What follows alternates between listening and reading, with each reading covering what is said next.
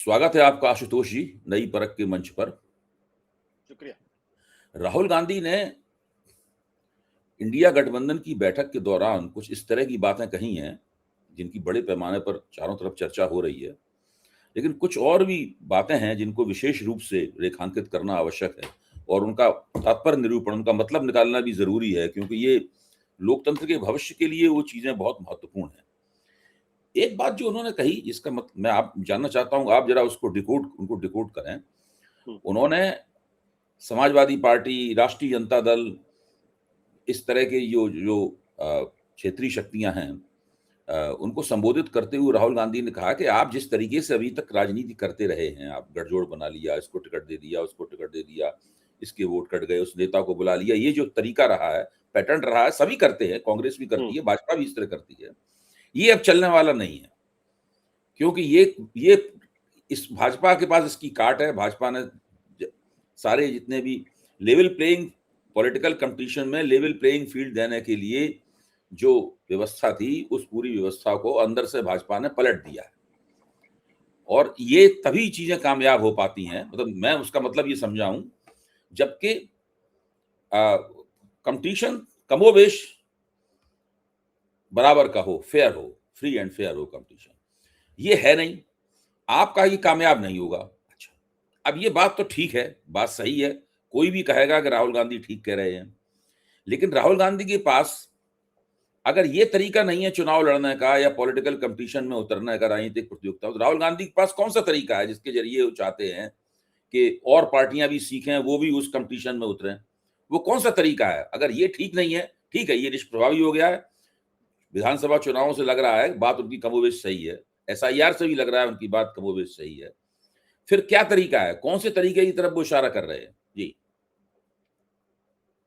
आशुतोष जी। अभय जी, एक चीज़ तो बहुत स्पष्ट हाँ। है, ने जो भाषण दिया है हुँ, उनका कहना ये कि भई जो हम पहले जो जोड़-तोड़ करते थे या जो कुछ भी करते थे, वो एक डेमोक्रेटिक सेटअप में करते थे। हुँ, और डेमोक्रेटिक सेटअप में ये मान के चलते थे कि लेवल प्लेइंग फील्ड होगा, जो हुँ, सत्ताधारी पार्टी होगी वो इस तरीके से पिच को खराब नहीं करेगी कि अचानक पता चला वहाँ पे स्पिन ही होने लगी और बैट्समैन खेल नहीं पा रहे हैं। तो हुँ, लेवल मिनिमम एक लेवल प्लेइंग फील्ड होगा। लेकिन आप देखिए कि जब से 2014 के बाद से और खास तौर पर 2024 के बाद से भी अगर आप ध्यान से देखें तो वो लेवल प्लेइंग फील्ड पूरी तरीके से खत्म हो गया है। हुँ, अब लेवल प्लेइंग फील्ड जब खत्म हो गया है तो फिर विपक्षी पार्टियां क्या करें? हुँ, उनके पास दो ही विकल्प हैं। या तो वो हेमंत सोरेन की तरीके से जेल जाए मुख्यमंत्री रहते हुए, अपनी कुर्सी हुँ, गंवाएं, या अरविंद केजरीवाल की तरीके से जेल जाए, या अपने सारे जो कांग्रेस का जो खाता था चुनाव के ठीक पहले सीज कर लिया गया। अब आज की तारीख में स्थिति ये कि एक भी पॉलिटिकल पार्टी को कोई भी आदमी अगर फंड देना चाहता है तो उसके घर छापे पड़ते हैं उस आदमी के, और ये मैं अपने अनुभव से आपको बता सकता हूँ कि किस तरीके से पॉलिटिकल पार्टीज के फंड को पूरी तरीके से सीज करके दरअसल पूरी पार्टी को ही आप एक तरीके से इनकैपेसिटेट कर देते हैं और उसकी कहीं कोई सुनवाई नहीं है। सुनवाई इसलिए नहीं है क्योंकि आप देखते हैं कि अभिषेक बनर्जी के घर पे रात को 2:30 बजे पुलिस पहुंच जाती है और वो जो है वो गैस कटर मंगवा के उनका जंगलों को काट के उनके अंदर घर घर जाने का इंतजाम करती है। भाई अभिषेक बनर्जी कोई फ्लाइट रिस्क हो, कोई आतंकवादी हो, कोई टेररिस्ट हो, कोई नक्सली हो, कि अगर उस वक्त अगर घर के अंदर नहीं घुसे तो क्या होगा? आप अगले दिन भी बुला सकते थे। तो जब ऐसी स्थिति हो जाए तो वैसी स्थिति में क्या करना चाहिए? मुझे लगता है राहुल गांधी उस ओर इशारा कर रहे हैं कि भाई जो डेमोक्रेटिक सेटअप में जो कुछ भी चलता था, अब उस हाँ, रास्ते से चलकर आप भारतीय जनता पार्टी को नहीं हरा सकते और कोई दूसरा रास्ता अख्तियार करना पड़ेगा। और उसके लिए उन्होंने रेजिस्टेंस शब्द का इस्तेमाल किया है, यानी प्रतिरोध। हाँ, प्रतिपक्ष नहीं, प्रतिरोध की पॉलिटिक्स करनी पड़ेगी और हुँ, प्रतिरोध का मतलब दोनों भी हो सकता है। देखिए, जो जिन लोगों ने कम्युनिस्ट रिजीम्स को देखा है और जब जब वो वहाँ के अथॉरिटेरियन गवर्नमेंट के साथ जो लोग लड़ाई लड़ते थे, वो एक रेजिस्टेंस मूवमेंट को आप एक तरीके से अंडरग्राउंड मूवमेंट भी कहते थे। या जैसे आप ईरान के अंदर इसके आपको उदाहरण मिल जाएँगे, जब जब जब फैसिस्ट फोर्सेस ने फ्रांस के ऊपर कब्जा कर लिया था, तो उस वक़्त भी एक रेजिस्टेंस मूवमेंट मूवमेंट चलता था उस वक़्त तरीके से। तो एक तो हम आपको उस संदर्भ में देख सकते हैं, लेकिन मैं उस संदर्भ में बात, मुझे नहीं लगता राहुल गांधी उस संदर्भ में बात करें। उनका कहना यह है कि हमको जो जो परंपरागत तरीका है उसको तो छोड़ना पड़ेगा और अगर भारतीय जनता पार्टी का मुकाबला करना है तो हमें सड़क पर उतरना पड़ेगा और हमें लाठी डंडे खाने पड़ेंगे, जेल जाना पड़ेगा और संस्थाओं में जिस तरीके का सम्मान हम आज देख के उसके फैसले को लेकर स्वीकार कर लेते हैं, वो शायद करने से काम नहीं चलने वाला। तो वो शायद उस एक बड़े आंदोलन की भूमिका बनाने की कोशिश कर रहे हैं, जिसमें अब उसको आप जेपी जैसा आंदोलन भी कह सकते हैं, या गांधी का जैसा आजादी के पहले का आंदोलन था, सहयोग आंदोलन था, उस तरीके का भी कह सकते हैं। मैं यहाँ ना तो जेपी से और ना महात्मा गांधी से राहुल गांधी की तुलना नहीं कर रहा हूँ, क्योंकि परिस्थितियां पूरी तरीके से अलग है। लेकिन चूंकि वे प्रमुख विपक्षी नेता है, और प्रमुख विपक्षी नेता होने के नाते ये उनकी जिम्मेदारी भी है कि वो सरकार के सामने विरोध प्रकट करें, और विरोध का वो तरीका प्रकट करें जो दरअसल कारगर साबित हो। तो मेरे ख्याल से लंबे लंबे आंदोलन की भूमिका वो तैयार कर रहे हैं, जिसमें वो ये विपक्ष से भी कह रहे हैं कि अगर आप परंपरागत तरीके से चलेंगे तो सब खत्म हो जाएंगे, बचेगा कोई नहीं। इसलिए आप सब लोग भी कमर कसिए, लंबे आंदोलन में कूदिए, और उसके लिए कोई भी कीमत है, कोई भी बलिदान अगर करना पड़े तो उसके लिए तैयार रहिए। मुझे लगता है कि उनके कहने का शब्द का अर्थ, जो रेजिस्टेंस शब्द का इस्तेमाल किया, उसका अर्थ मुझे लगता है यही है। अच्छा, तो अब इसके बाद राहुल गांधी ने इस इंडिया गठबंधन की बैठक के तुरंत बाद उन्होंने फिर एक अपनी पार्टी की बैठक बुलाई, इसमें सारे जनरल सेक्रेटरीज थे, और उन्होंने जो पेपर लीक से जुड़ा हुआ, सीबीएसई घोटाले से जुड़ा हुआ जो आंदोलन है, उस आंदोलन के कार्यक्रम की उन्होंने घोषणा कर दी। एक तरह से उन्होंने तुरंत बात करके ये बताया भी कि दरअसल नमूने के उदाहरण देते हुए बताया कि हम इस तरीके से कर सकते हैं। अब इसी के साथ एक समस्या जुड़ी हुई है, वो ये है कि जो क्षेत्रीय शक्तियां हैं, उनका आंदोलन करने का कोई खास इतिहास है नहीं। कभी कभार थोड़ा बहुत उनके कार्यकर्ता उतरते हैं जमीन पर, और उनको सत्ताधारी सत्ता के दमन का भी सामना करना पड़ता है। मुझे याद है जब मायावती उत्तर प्रदेश में मुख्यमंत्री थी, तो समाजवादी पार्टी बार बार सड़कों पर उतरती थी, और उनको लाठी डंडों का भी सामना करना पड़ता था। इसका उन्हें लाभ भी हुआ, अगला चुनाव वो जीत गए, अगला चुनाव जीत गए। तो लेकिन अब बहुजन समाज पार्टी है, बहुजन समाज पार्टी तो सैद्धांतिक रूप से आंदोलन करने में विश्वास नहीं करती। कभी आज तक उसने कोई आंदोलन नहीं किया, दलित मुद्दे पे भी आंदोलन नहीं किया, किसी दलित को सताया जाए उस पर भी आंदोलन नहीं करते, वो नहीं करते। वो एक विचित्र बात है मुझे। इसी तरीके से कोई और पार्टी कहीं भी कोई बड़ा आंदोलन करने की बात उसमें है नहीं। तो ऐसे में ये तो इनकी बुनियादी प्रवृत्ति के ही खिलाफ है कोई आंदोलन करना। तो कैसे ये क्षेत्रीय शक्तियां आंदोलन के रास्ते पर जा पाएंगी? देखिए अभय जी, इसको मैं दूसरे तरीके से देखने की कोशिश करूँ, शायद मैंने आपके कार्यक्रम में इस बारे में बातचीत भी की होगी। एक तो विचारधारा के स्तर पर देखिए, भारतीय जनता पार्टी की जो हिंदुत्व की विचारधारा है, उसमें जो क्षेत्रीय अस्मिताएं और क्षेत्रीय पार्टियां हैं, उनके लिए कोई स्पेस नहीं है। ये क्षेत्रीय पार्टियों का सहारा या उनके साथ गठबंधन उन्होंने अपनी पॉलिटिकल एक्सपीडियंसी के लिए किया, कि चूंकि भारतीय जनता पार्टी एक जमाने में बड़ी कमजोर पार्टी हुआ करती थी, तो उसने क्षेत्रीय पार्टियों का सहारा लिया और उनके सहारे अपनी राजनीति को मजबूत किया, सत्ता के शीर्ष पर पहुंचे, और अब उनकी उपाध्यता उनकी नजर में पूरी तरीके से खत्म हो चुकी है। और ये बात उनकी विचारधारा में भी पूरी तरीके से स्पष्ट है। उनका कहना बहुत साफ है कि भाई, हिंदुस्तान जो 1000 साल तक इसलिए गुलाम रहा क्योंकि हमारा जो सेंटर था वो बहुत कमजोर था, इसलिए हमें एक बहुत मजबूत सेंटर की जरूरत है। और उस मजबूत सेंटर में ये जो अलग अलग अस्मिताएं हैं, अलग अलग क्षेत्रीय पार्टियां हैं, दरअसल ये उसको कमजोर करती हैं। ये उनकी अपनी एक विचारधारात्मक जो समझ है, उसके तहत वो काम करते हैं। इसीलिए आपने देखा होगा कि मोदी के जमाने में भी एक तो जो सेंट्रलाइजेशन की प्रवृत्ति मोदी जी की अपनी है, वो तो है ही।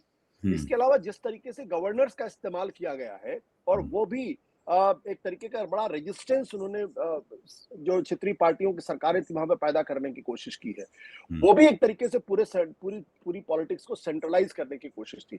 दूसरी बात क्या है कि भारतीय जनता पार्टी को लगता है कि अब हम केंद्र में सबसे बड़े पोल हम हैं, तो अब हम अगर सबसे बड़े पोल है, तो इन सारी क्षेत्रीय पार्टियों को जब तक हम पूरी तरीके से खत्म नहीं कर देंगे, तब तक हमारे लिए लगातार अपने बल पे 272 का आंकड़ा छूना थोड़ा सा मुश्किल काम होगा। ये 2024 के चुनाव का सबक उनके लिए। तो एक तो विचारधारात्मक प्रतिबद्धता है, जिसके तहत क्षेत्रीय पार्टियों को खत्म करेंगे ही करेंगे, चाहे उसके लिए 10 साल लग जाए या 25 साल लग जाए। इसमें कोई कंफ्यूजन किसी क्षेत्रीय पार्टी को नहीं होना चाहिए।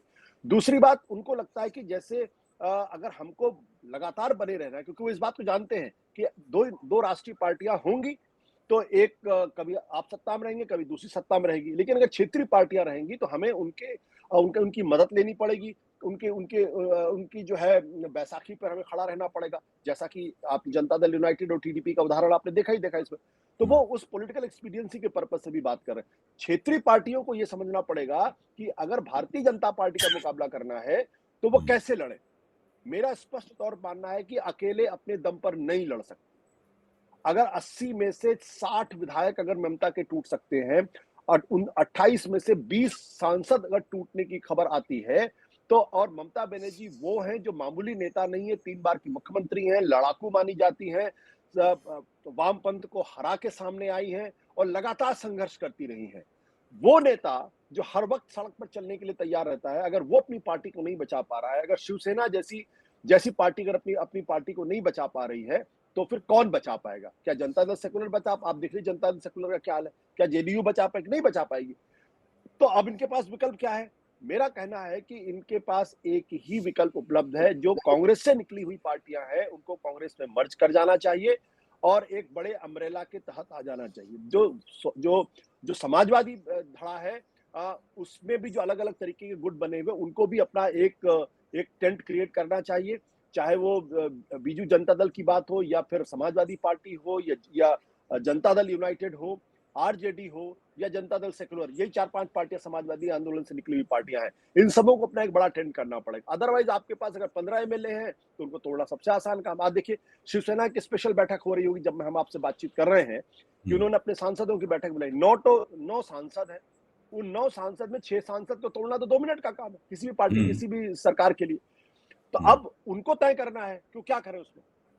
तो मुझे लगता है कि क्षेत्रीय पार्टियां एक डेमोक्रेटिक सेटअप में तो ऑपरेट कर सकती हैं, जहां सेंटर स्टेट को लेकर एक सम्मान है, जहां फेडरलिज्म को लेकर एक सम्मान है, जहां रीजनल आइडेंटिटीज के प्रति एक रिस्पेक्ट है, जहां यूनिटी इन डाइवर्सिटी को जो नेहरू बार बार कहते रहे हैं, उसको लेके एक सोच है। जो पार्टी जो विचारधारा अपने आप में पूरी तरीके से सेंट्रलाइज्ड पॉलिटिक्स की बात करती है, पूरी तरीके से सेंट्रलाइज्ड हिस्ट्री की बात करती है, पूरी तरीके से जिसका विचार है एक चालक अनुवर्तित्व, यानी आपको सिर्फ एक नेता है और उसको फॉलो करना, एक चालक अनुवर्तित जो करते हैं, वहां इसके लिए स्पेस नहीं है। तो अगर इस जमीनी सच्चाई को या वैचारिक सच्चाई को अगर क्षेत्रीय पार्टियां नहीं समझती हैं, तो उनके लिए ज्यादा से ज्यादा 4-5 साल का वक्त मैं देता हूं, इसके अलावा का वक्त होगा नहीं। और मुझे तो लगता है कि 2029 के पहले ही इसमें बहुत सारी पार्टियां धराशायी हो जाएंगी। इसकी कोई गारंटी नहीं कि समाजवादी पार्टी बचे। अगर ममता की पार्टी टूट सकती है तो समाजवादी पार्टी रख रही, अपनी पार्टी कितने दिन बचा के रख पाएंगे, या जगनमोहन रेड्डी का कितने दिन अपनी पार्टी को बचा पाएंगे। तो अगर जीवित रहना है, संघर्ष करना है, राजनीति करनी है, तो सारी वादी सोच वाले लोगों का एक टेंट बनना चाहिए, कांग्रेस की सोच वालों का एक दूसरा टेंट बनना चाहिए, और दोनों के बीच में एक ऑर्गेनिक या कोऑर्डिनेशन होना चाहिए। क्योंकि ये दोनों वो शक्तियां हैं जो बीजेपी के साथ नहीं मिल सकती। समाजवादी बीजेपी के साथ नहीं मिल पाएंगे। मतलब एक कोऑर्डिनेशन हो सकता है, लेकिन अब अगर उत्तर प्रदेश के अंदर समाजवादी पार्टी अगर बीजेपी से अगर कोऑर्डिनेट करेगी तो फिर उसकी राजनीति खत्म हो जाएगी। तो वो राजनीतिक व्यवस्था है उस इलाके की। और या आरजेडी अगर बीजेपी के साथ करेगी तो वो भी पूरी तरीके से खत्म हो जाएगी, या बीजू जनता दल अगर बीजेपी के साथ करेगी तो वो भी खत्म हो जाएगी। तो बीजेपी का विरोध करना इनकी मजबूरी है, लेकिन अगर आप ज्यादा एकजुट हो जाएं तो शायद बच सकते हैं। नहीं, आपने तो बहुत अच्छी नक्शा नवीसी की भविष्य की जो गैर भाजपा राजनीति हो सकती है। इसमें मैं अपनी तरफ से ये भी जोड़ सकता हूं कि एक तरफ तो जनता दल से निकली हुई पार्टियां हैं जिनका अभी आपने जिक्र किया, समाजवादी पार्टी, राष्ट्रीय जनता दल, बीजू जनता दल वगैरह, और एक दूसरी कांग्रेस के अंदर से निकले हुए जो धड़े हैं जो पार्टियों के तौर पर काम कर रहे हैं, वो काफी ताकतवर भी हैं अपने अपने इलाकों में हैं। एक वो हैं, और दूसरा एक जो कम्युनिस्ट पार्टियों की राजनीति करते हैं, मार्क्सवाद की राजनीति करते हैं, उनका भी एक धड़ा है। तो ये 2-3 टेंट बन जाएं और उन 2-3 टेंटों के बीच में एक तरह का संश्रय बने, एक तरह का गठजोड़ बने और एक न्यूनतम साझा कार्यक्रम वो लोग खड़ा कर लें। अच्छा, अब एक बात और सोचने की है कि राहुल गांधी ये सब बातें कहते हैं और ठीक कहते हैं, मैं उनकी बातों को समझ सकता हूं और सराहना भी कर सकता हूं, उनकी कर भी रहा हूं। लेकिन जब पिछली बार इंडिया गठबंधन बना था 2024 में, तो हमारे आप जैसे लोग बार बार कहते थे भाई एक न्यूनतम साझा कार्यक्रम बना लो, न्यूनतम साझा कार्यक्रम बना लो, लेकिन वो बनाते ही नहीं थे। हम पूरे समय कहते रहे, उन्होंने कभी नहीं बनाया।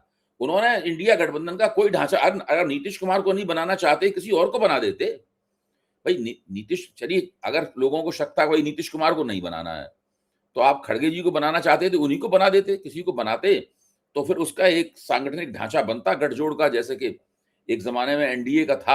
आजकल तो एनडीए का नहीं है उस तरीके से, एक ज़माने में था। लेकिन ये लोग न्यूनतम साझा कार्यक्रम वगैरह बनाने के ऊपर क्यों विश्वास नहीं करते हैं? क्या कोई नए किस्म की गठजोड़ राजनीति पक रही है वहाँ पर, जो हम पुराने ज़माने के स्टाइल में सोच रहे हैं? देखिए, हम लोग तो पुराने ज़माने के हो ही चुके हैं। हाँ, हमें जी इसमें तो कोई दो राय है नहीं। हाँ, वो दरअसल वो फ़ॉर्मूला अब खत्म हो गया है। हाँ, वो फ़ॉर्मूला इसलिए खत्म हो गया क्योंकि एक ज़माना था कि जब हम लोग कागज़ कलम लेके बैठते थे, पार्टी का प्रोग्राम क्या होगा, पार्टी की विदेश नीति क्या होगी, पार्टी की अर्थनीति क्या होगी, और उसपे एक लंबी चर्चा होती थी, घंटों बहसें होती थी, फिर उसको कलमबद्ध किया जाता था, फिर वो एक पेपर आता था, फिर उसमें चर्चाएँ होती थी, फिर उसमें उसमें अलग तरीके की व्याख्याएँ की जाती थी। आपको हुँ, याद होगा कि जब आखिरी बार जो है वो कॉमन मिनिमम प्रोग्राम कब बना था? 1998 में बना था, जब अटल बिहारी वाजपेयी की सरकार थी, और एक कॉमन मिनिमम प्रोग्राम बना जिनमें 3 जो हिंदुत्व के एजेंडे थे उसको बाहर रख दिया गया। धारा हुँ, 370 को, राम जन्मभूमि को, और और इसको क्या कहते हैं, आचार संहिता को हुँ, अलग रख दिया गया।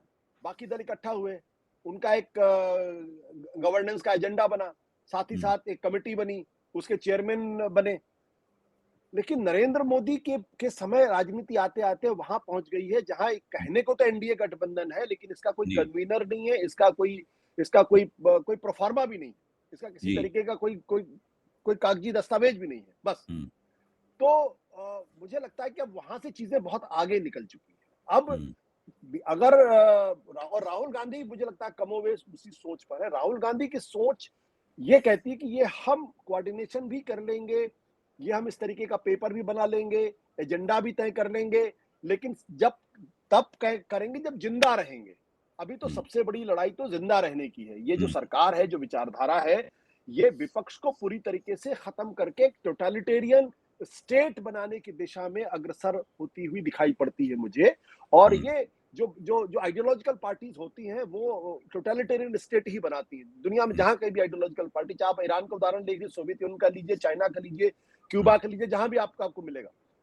तो और ये तो पूरी तरीके से वेल स्ट्रक्चर्ड विचारधारा है इनकी। आप उसके माध्यम से आप सब कुछ डिफाइन कर सकते हैं। तो राहुल गांधी इस निष्कर्ष पर पहुंच गए हैं कि जब तक आप इस विचारधारा से लड़कर अपने को जीवित करने के अवसर नहीं खोज लेते, तब तक हुँ, इन सब चीजों का कोई मतलब नहीं है। इसलिए सबसे पहले हमें जो है वो पूरी तरीके से, जिसे कहते हैं कि आपको वो बनाना पड़ेगा, एक एक बलिदानी दस्ता बनाना पड़ेगा। अगर आप हुँ, ध्यान से दें जो, और अपने काडर को इस बात के लिए तैयार करना पड़ेगा कि भाई देखो, अब करो या मरो का वक्त है। हुँ, अगर राजनीति करनी है, अगर इस देश के अंदर रहना है और पॉलिटिकल पार्टी के तौर पर सर्वाइव करना है, तो वो करो या मरो का वक्त आ गया है। हुँ, हम अब ये सब कर लेंगे, लेकिन पहले इसके लिए हम अपने लोगों को तैयार करें। जिसे हुँ, कहते हैं ना कि रिवोल्यूशनरी फर्वर तैयार करना। हुँ, और ये कम्युनिस्ट मूवमेंट में बहुत लंबे समय तक चलता है, चाहे वो अंडरग्राउंड मूवमेंट के माध्यम हुँ, से चले, चाहे जिस माध्यम से चले। तो हुँ, मुझे लगता है कि वो उस दिशा में चल रहे हैं, लेकिन मेरा साफ तौर पर मानना, और शायद मैंने आपसे इस बारे में कहा था, कि अगर आपको कोई मूवमेंट क्रिएट करना है, तो एक तो आपको वैनगार्ड ऑफ द मूवमेंट खड़ा करना ही पड़ेगा, दूसरा कोई रास्ता है नहीं।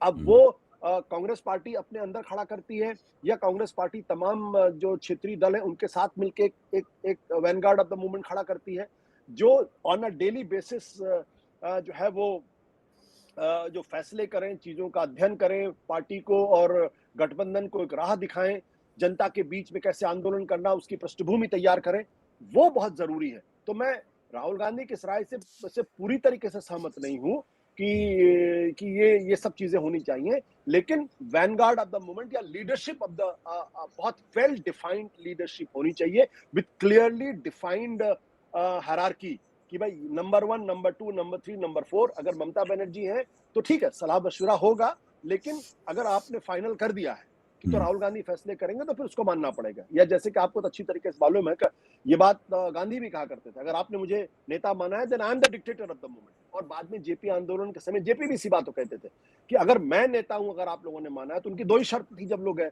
कि I will be the dictator of the movement, और ये हुँ, पूरा का मूवमेंट नॉन वायलेंट होगा।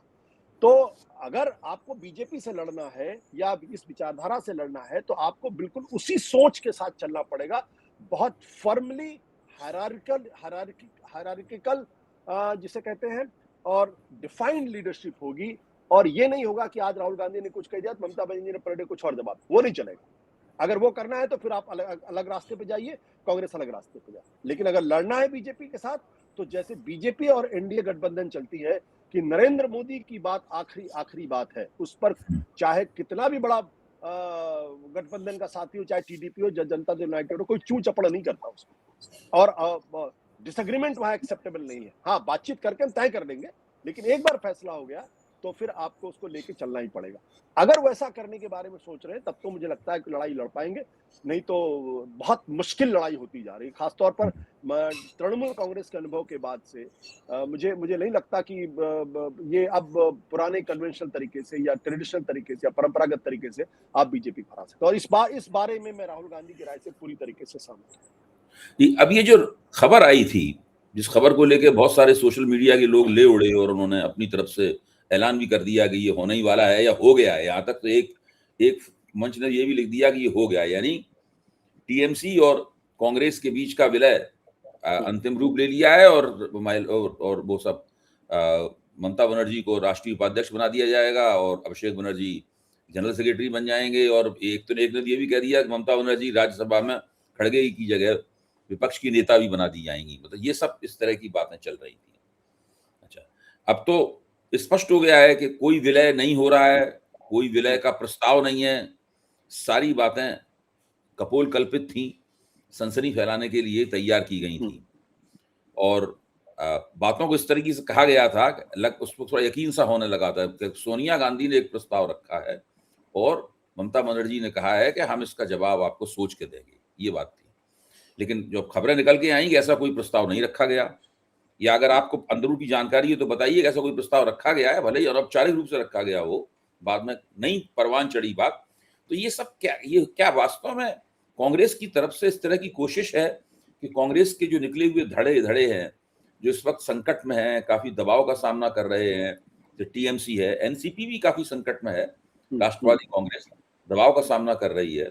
मेरे एक मित्र ने बताया कि 2019 में ही राहुल गांधी ने चुनाव के बाद में शरद पवार के सामने ही प्रस्ताव रखा था कि आप आ जाइए कांग्रेस में। शरद पवार इसके लिए तैयार से भी थे, लेकिन महाराष्ट्र कांग्रेस के ही नेताओं ने उसको नहीं होने दिया, उसका बात को आगे नहीं बढ़ने दिया है। तो अब यहाँ वेणुगोपाल ने भी इसका खंडन कर दिया कांग्रेस की तरफ से, और वो जो उनके नेता हैं कल्याण बनर्जी, उन्होंने टीएमसी की तरफ से पूरी तरह खंडन कर दिया कि कोई मर्जर वर्जर नहीं होने वाला है। तो ये सब जो खबरें चलती हैं, क्या कांग्रेस की तरफ से कोई बैक चैनल पर कोई इस तरह की बातचीत चल रही है? क्योंकि ये सब विलय वगैरह तो एक दिन का परिणाम नहीं होता है, ये तो धीरे धीरे करके, हाँ, ये खिचड़ी बहुत धीरे धीरे पकती है। जी देखिए, खंडन लाख कर दें, लेकिन मुझे लगता है कि इसमें कुछ ना कुछ तो आग है जिसकी वजह से धुआं निकला, ऐसा नहीं है। और बातचीत तीनों दलों के बीच में है। हमारे ख्याल से तृणमूल कांग्रेस में भी इस विचार पर इस पे चर्चा है। जो आंध्र प्रदेश की जो जगनमोहन रेड्डी की पार्टी वाईएसआर कांग्रेस, उसको लेके भी चर्चा है, और शरद पवार की पार्टी, उसको लेके भी चर्चा है। और तीनों को इस बात का एहसास है कि अब उनके लिए इंडिपेंडेंटली अपने धड़े को बचा के रख पाना बहुत मुश्किल काम होगा। और वो तभी बच पाएंगे जबकि या तो सुप्रीम कोर्ट उनकी मदद करने के लिए आए, या फिर वो अपने टेंट को बड़ा कर ले। और मुझे लगता है कि इसमें कांग्रेस के हित के लिए और इन दलों के हित के लिए जरूरी ये होगा कि इस बातचीत को लगातार बनाए रखें। आपकी बात बिल्कुल सही कि इसमें वक्त लगता है, ऐसा नहीं होता कि अचानक आपने तय कर लिया और मर्जर हो जाता। बड़ी बड़ी कंपनीज में जब मर्जर होते हैं तो उसमें भी कई साल लगते हैं, और उसके बाद एसेट्स, लायबिलिटीज, लीडरशिप में तो और भी दिक्कत होती है। ममता बनर्जी कहाँ जाएंगे, उनका रोल क्या होगा, जगनमोहन रेड्डी आएंगे तो उनका रोल क्या है, बहुत सारी चीजें होती है जो डिफाइन होती है, उतनी आसानी से होता नहीं। और जमीन पे जो काडर है उसके बीच का इंटरेक्शन बहुत जरूरी होता है, वो सारी चीजें तय करनी होती हैं। लेकिन मैं बिल्कुल फर्म हूं कि अगर ये पॉलिटिकल पार्टीज कांग्रेस के साथ अगर मर्ज नहीं करती हैं, या कांग्रेस के साथ कोई फेडरल स्ट्रक्चर खड़ा नहीं करती हैं, इनका सर्वाइवल पूरी तरीके से खत्म हो जाएगा। देखिए, आंध्र प्रदेश के अंदर अगर भारतीय जनता पार्टी को अपनी जड़ें मजबूत करनी है तो वो जगनमोहन रेड्डी की ही जगह मजबूत होगी। वो टीडीपी उतनी वल्नरेबल आज की तारीख में नहीं लगती है। और जगनमोहन रेड्डी को कंट्रोल करना बहुत आसान सा काम, इतने केसेस उनके खिलाफ है, भ्रष्टाचार के केसेस है, कम से कम कई दर्जन केसेस उनके खिलाफ है, कि उनको कुछ नहीं करना, उनको लालू यादव के तरीके से आप जेल में डाल दिए, पूरी पार्टी आपके हाथ में आ जाएगी। और भारतीय जनता पार्टी इसमें बहुत माहिर है। तेलंगाना के अंदर भी जो केसीआर की पार्टी है, उसके अंदर उतना अब दम बचा नहीं है। वो भी वहां भी भारतीय जनता पार्टी अपने आप को इस्टेब्लिश करना चाहते हो। ये दो राज्य हैं जहां पे उसको लगता है कि कर्नाटक की तरीके से हम अपने आप को स्थापित कर सकते हैं। तो जगन मोहन रेड्डी हो या केसीआर हो, इनके लिए कोई मौका बचता नहीं है। ज्यादा 2 साल 3 साल 4 साल, इससे ज्यादा मैं देखता नहीं उसके कोई बहुत ज्यादा भविष्य। और इसलिए जरूरी है कि हाँ, अब कांग्रेस को इसमें ये तय करना है, उनको ये तय करना है कि आप इनको कह दीजिए कि ठीक है, आप हमारे टेंट में आ जाइए, लेकिन आंध्र प्रदेश का जो किला है वो आप संभालिए, हम उसमें दखल नहीं देंगे, जो फैसले करने हैं आप फैसले कर दिए। या आप ममता सूबेदार बनर्जी होंगे कह वहां दे, के, मतलब। हाँ, आप वहां के सूबेदार होंगे। या और आपको क्या कहते हैं, महाराष्ट्र चलाना है तो आप चलाइए उसको। बल्कि महाराष्ट्र में तो स्थिति सबसे अच्छी है, क्योंकि वहां लीडरशिप शरद पवार की स्थिति बहुत अच्छी नहीं है, तो वहां कांग्रेस बेटर पोजीशन में।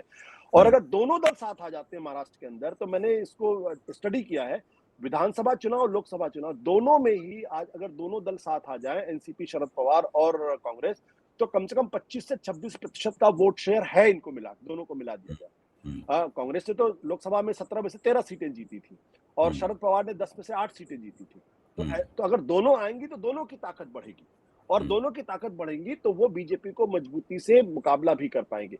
तो वहां लगता है कि ओपन स्पेस है एक तरीके से।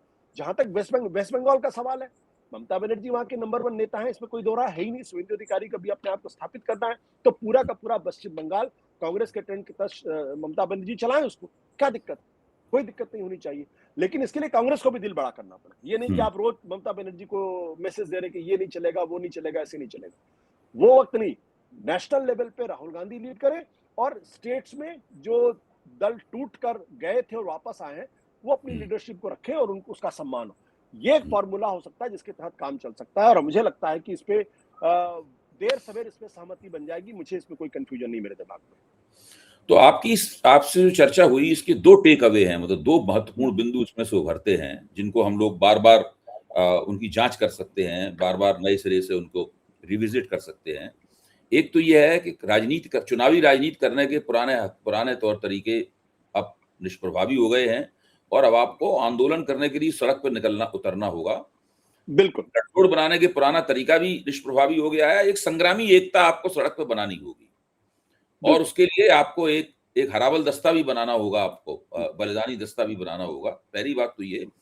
दूसरी बात इससे निकल के आती है कि कांग्रेस इस बात का नमूना पेश कर सकती है कैसे अपनी टूटी हुई ताकतों को कोशिश करके 5-6 महीने में या साल भर में, अभी समय है लोकसभा चुनाव में, अभी 2026 चल रही है, लोकसभा चुनाव 2029 में होगा, पूरे के पूरे 2 साल से ज्यादा का बीच में समय है।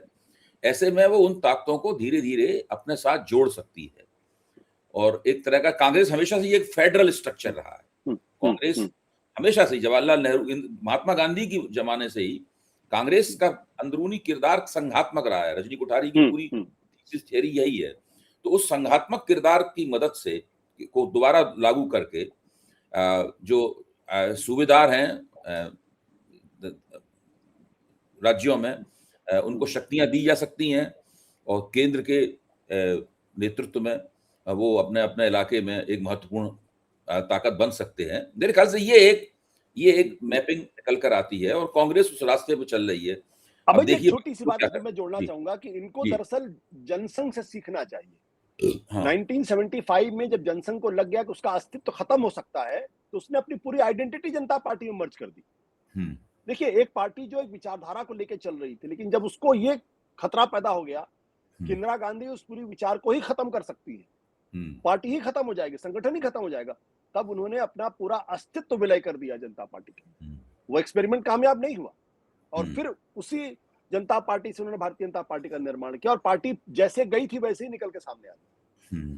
तो जब आपके पास अनप्रेसिडेंटेड स्थितियां पैदा हो जाएं, अप्रत्याशित चीजें हो रही हो, और आपका अस्तित्व संकट में हो, तब आपको अप्रत्याशित फैसले करने पड़ते हैं, आउट ऑफ द बॉक्स सोचना पड़ता है। और मुझे लगता है कि 1975 का जो उदाहरण है, वो इन क्षेत्रीय पार्टियों और विपक्षी पार्टियों के लिए एक आदर्श सबक है उससे लेने का। बहुत बहुत धन्यवाद आशुतोष जी, काफी अच्छी चर्चा हम लोगों ने की, कुछ नई नई बातें भी खोजने की कोशिश की। देखिए, अब पॉलिटिकल सिचुएशन हमेशा डायनामिक होती है, वो लगातार बदलती रहती है। नए नए पहलू जो आज हमारी आंखों के सामने नहीं है, हो सकता है कल सामने आ जाएं, फिर हम लोग उनके आलोक में फिर से अपने इन सूत्रीकरणों पर विचार करेंगे। बहुत बहुत thank you sir, thank you.